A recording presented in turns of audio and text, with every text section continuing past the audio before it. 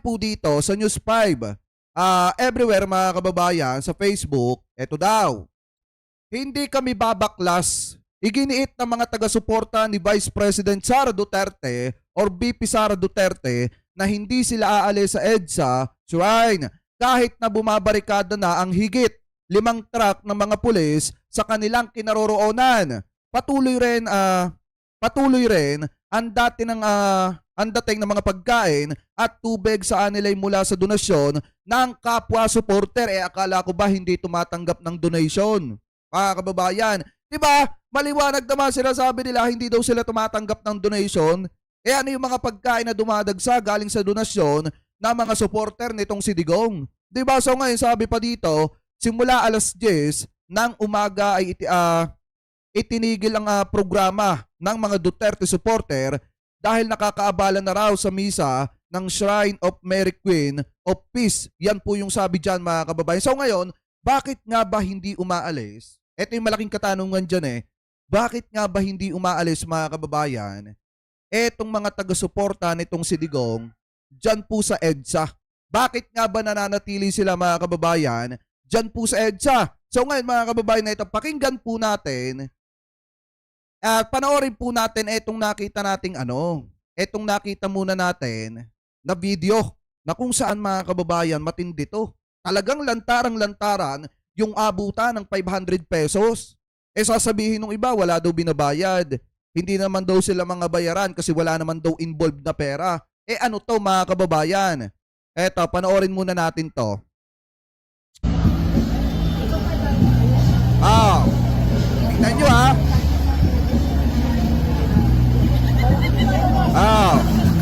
tuwan-tuwa yung mga kakamal. Tingnan nyo. Tuwan-tuwa sila habang nagbibilangan.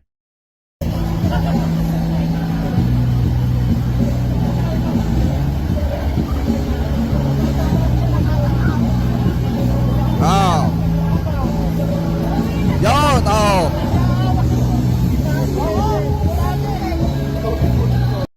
may listahan, binabasa sa listahan, nag-aabutan ng tigpa 500 pesos. Yan bang hindi bayaran? Ngayon yung sabihin sa akin hindi binabayaran.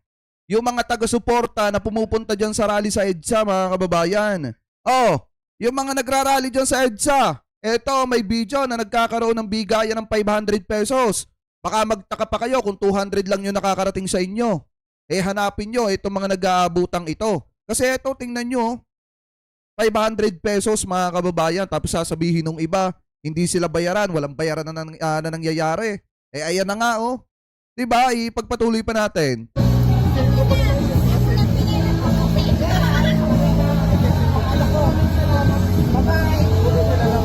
Sana all!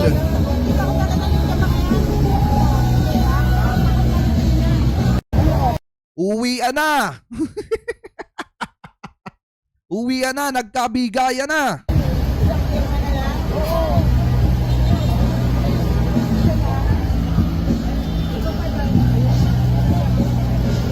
Kaya nga, kita nyo libreng pumunta dun sa EDSA mga kababayan. Kakain ka na nga lang, magkakapera ka pa kung bibigyan ka ng pera.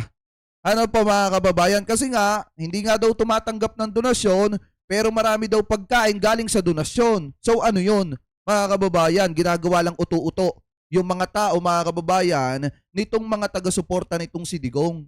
Maliwanag 500 per head. Ulitin natin binuksan yung envelope na puti. Ito siguro yung sinasabi ni Sara Duterte mga kababayan na white envelope. Kasi sila ang gumagawa. Sila ang nagbabayad mga kababayan. Ayan talamak na talamak. Ano po ito? Tanyo yung huhugutin sa white envelope sa sobrang puti. 500. Pinila. Iniabot.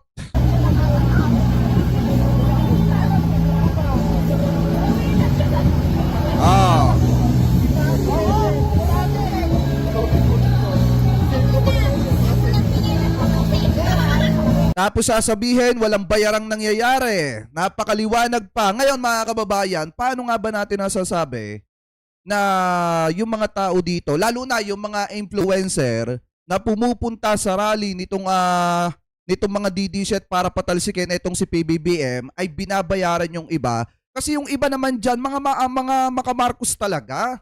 Aminin na natin mga kababayan, yung iba na pumunta dyan sa rallying yan, makamarcos talaga kayo. Bakit natin nasabi mga kababayan? Tandaan nyo ba yung bata na naninisi sa gobyerno? Hinahamon si PBBM.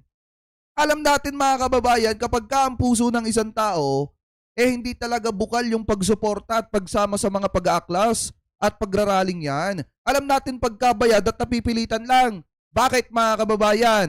Eto, pakinggan po natin. Yan, ito. Kaso nga lang, baka makaka-copyright tayo doon sa kanta, bilisan na lang natin yung pag-play. Basta, nandito kami para rin suportahan si Margo, ay para suportahan si Sara. Si Sara. Ano kayo ngayon? Ano kayo ngayon? Ayan napatingin yung mga yung mga manager niya, mga kababayan, tiningnan siya, tsaka yung babaeng naggagay dito. Di ba ito yung babae kagabi? Ayan ito yung babae kagabi, mga kababayan, na umaano dito sa bata. Kaya nga kung makikita nyo, nung nagkamali yung bata, napatingin yung babae. Ito ata yung coordinator ng rally, mga kababayan. Napatingin siya dun sa bata, dito sa influencer, at napatawa na lang yung bata. Kasi nga naman, ano ba yung sabi ng bata? Basta nagpunta lang kami dito para suportahan si Sasabihin na sana ng Marcos naisip niya lang na si Sara pala yung ipinaglalaban nila dyan sa rallying yan. Pero mga kababayan, yung puso nila, maka-Marcos. Kasi nga, kung bayad ka, hindi bukal sa loob mo yung pagtatanggol Ganun kasimple mga kababayan. Napipilitan ka lang ipagtanggol yung isang tao kasi nga, bayad.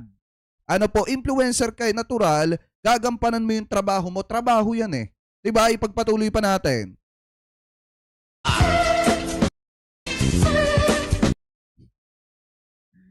Oh my goodness.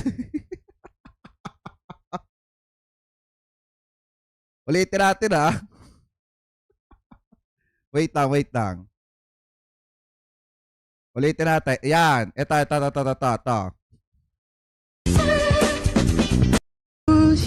Ayan. Basta, nandito kami para rin suportahan si Margo, ay para suportahan si Sara. Si Sara. Ganun talaga, mga kababayan. Kapag kasi bayaran ka, ganun talaga mga kababayan. Siyempre, trabaho yan influencer siya. Kailangan niya ng racket, mga kababayan. Kailangan maipakita sa public, lalo na sa mga tao na malakas yung rally, kahit hindi naman. Ang totoo kasi dyan, mga kababayan, yung rally kasi nila, para patalsikin si PBBM, hindi po talaga malakas. Kaya ang ginagawa nila, naghahakot sila. Nagbabayad sila ng 500 per head, kaso nga lang kaya nasira yung ginagawa nilang panghahakot ng mga tao para mag-rally kasi kinukurakot nila yung pera.